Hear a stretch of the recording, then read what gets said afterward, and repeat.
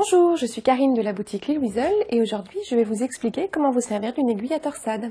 Une aiguille à torsade va se présenter classiquement sous cette forme-ci. Alors il en existe en métal, en plastique, des plus courbées et d'autres plus droites, mais la plus classique va se présenter comme ceci. La forme en fait permet de mettre des mailles en attente sans qu'elles s'échappent en glissant d'un bord à l'autre de l'aiguille. Nous allons donc réaliser une torsade, admettons sur 4 mailles. Donc 4 mailles, ça va être la largeur de votre torsade. Pour commencer, on va glisser les mailles de l'aiguille gauche sur l'aiguille à torsade. 1, 2, 3 et 4. Si je laisse mon aiguille à torsade sur le devant de l'ouvrage, ma torsade va être inclinée sur la gauche. Si je passe mon aiguille à torsade sur l'arrière de l'ouvrage, ma torsade va être inclinée vers la droite.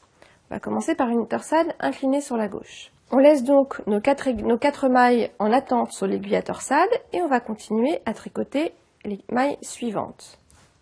On serre un petit peu pour qu'il n'y ait pas trop de trous entre la dernière maille tricotée et la première.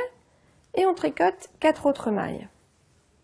Voilà. Nous allons reprendre notre aiguille à torsade et nous allons tricoter sur l'aiguille à torsade les 4 mailles qui étaient mises en attente.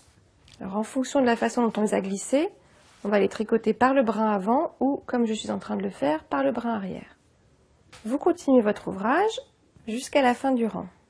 Après 2 ou 3 rangs, on voit bien la torsade qui commence à se dessiner clairement.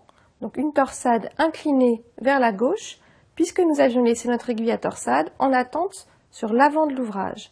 Je vous rappelle que si vous la laissez sur l'arrière de l'ouvrage, votre torsade sera inclinée vers la droite. Pour un exemple d'ouvrage fini avec une torsade inclinée sur la droite, voilà ce qu'on peut réaliser comme ce petit bonnet péruvien.